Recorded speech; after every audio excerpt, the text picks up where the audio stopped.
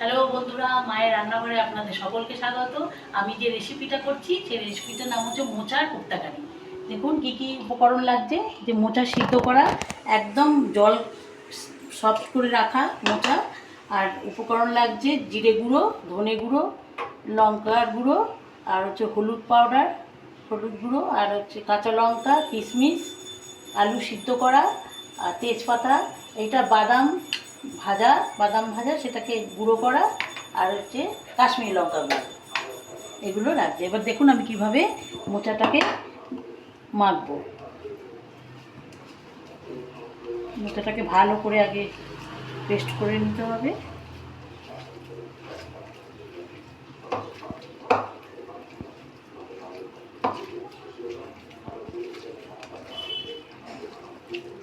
কোনো জল থাকা চলবে না, জলটাকে একদম ফেলে দিতে হবে, যেটুকু জল থাকবে। হ্যাঁ, হয়ে গেছে মাখা। এবার আমি এর মধ্যে দেখুন কি দিচ্ছে, আলু সিদ্ধ করা, আলু দিয়ে এটাকে চটকে নেব।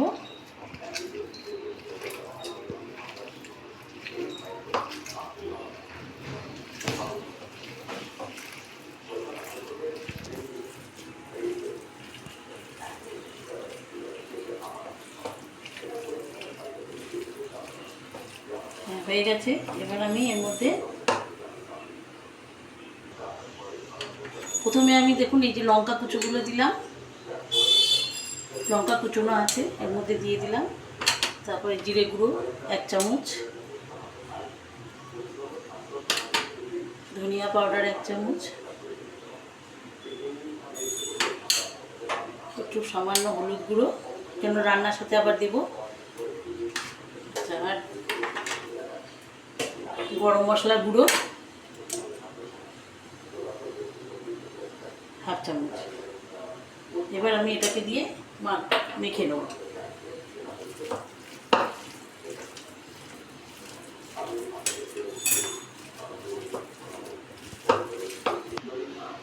হ্যাঁ, আলু দিয়ে আর মশলা দিয়ে মাখলাম। এবার আমি বেসন দেবো এর মধ্যে 1 চামচ, ওই 4 চামচ মতো বেসন দিয়ে দিলাম।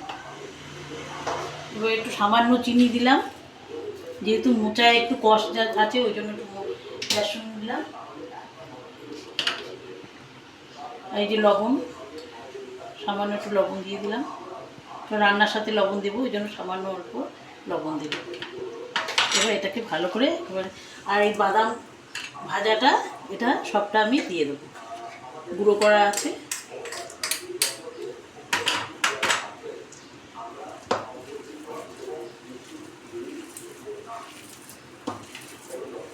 একদম শুকনো শুকনো করে মাখা হয়েছে।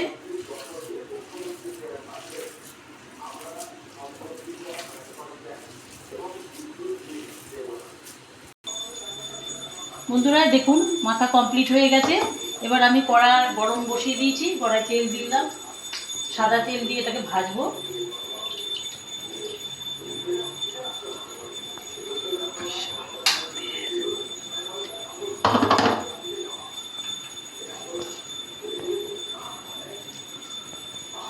একটু গোল গোল করে ভাজতে হবে।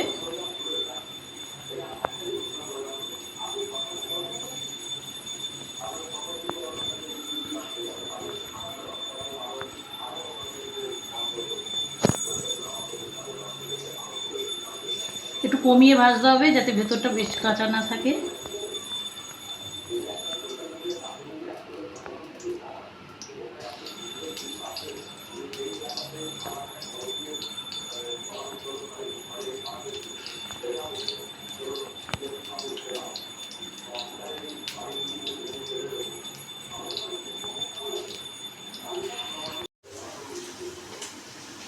হ্যাঁ, দেখুন ভাজা হয়ে গেছে।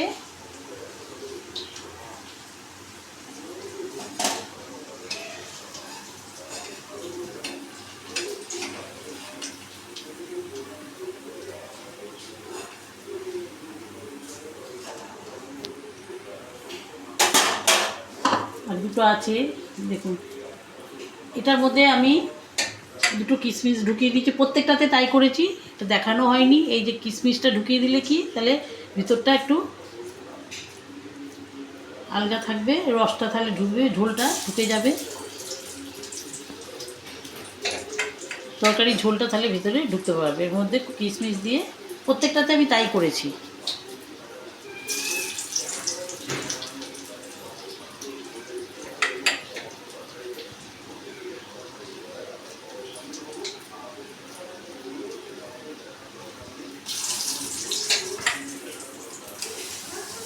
হ্যাঁ দেখুন সব ভরা ভাজা হয়ে গেছে।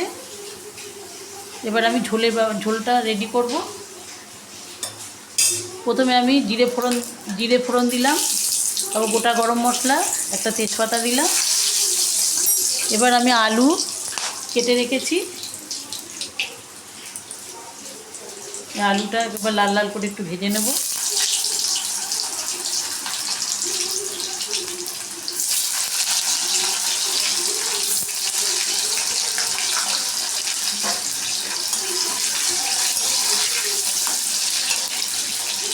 আলুটা একটু লাল লাল করে ভাজা হবে।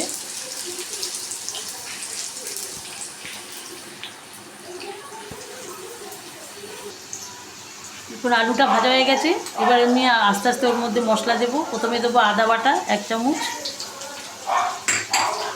তারপর দেবো ধনে গুঁড়ো, জিরে গুঁড়ো,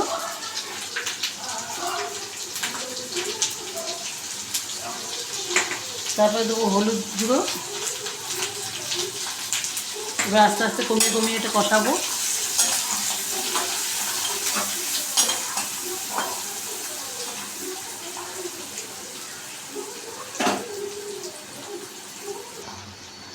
হ্যাঁ, এবার আমি একটু লঙ্কার গুঁড়ো দিলাম।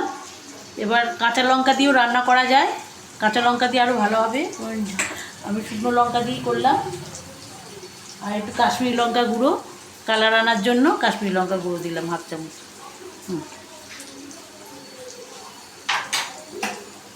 এবার আস্তে আস্তে কমিয়ে কষাতে হবে। দেখুন কালারটা বন্ধুরা কত সুন্দর এসছে কালারটা।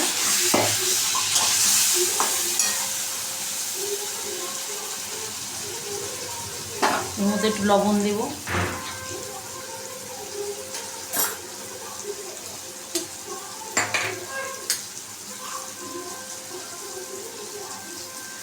যেহেতু বড়াতে আমার অল্প দেওয়া আছে ওই জন্য অল্প দিলাম, লাগলে পরে দেবো। আর চিনি,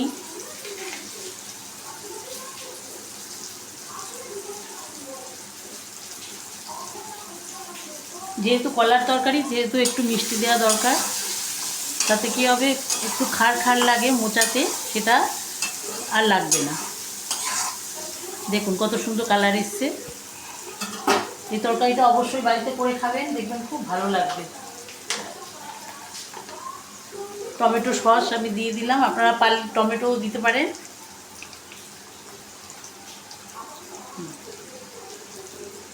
টমেটো পেস্টও দিতে পারেন, আমি টমেটো সস দিলাম।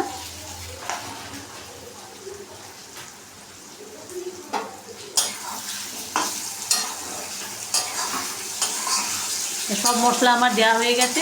এবারে কষানো হলে আমি ঝোলটা দেব। হ্যাঁ দেখুন আমার কষানো একদম রেডি।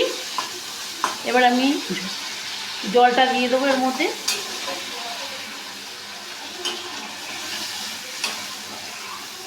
যেহেতু কলার বড়ায় একটু ঝোল টানবে মোচাতে দিলাম। হ্যাঁ,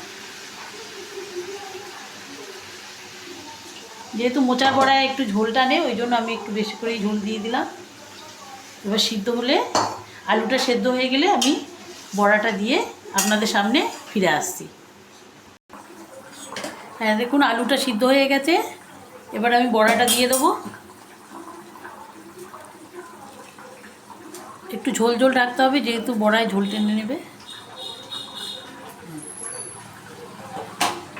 এবার আমি একটু 1 চামচ, যেহেতু নিরামিষ তরকারি তাই 1 চামচ মতো ঘি দেবো।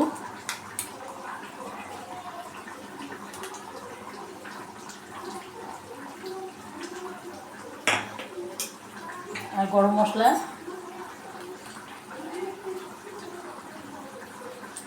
হাফ চামচ দিয়ে দিলাম। কমপ্লিট হয়ে গেছে। এবার আপনাদের সামনে আমি পরিবেশন করছি।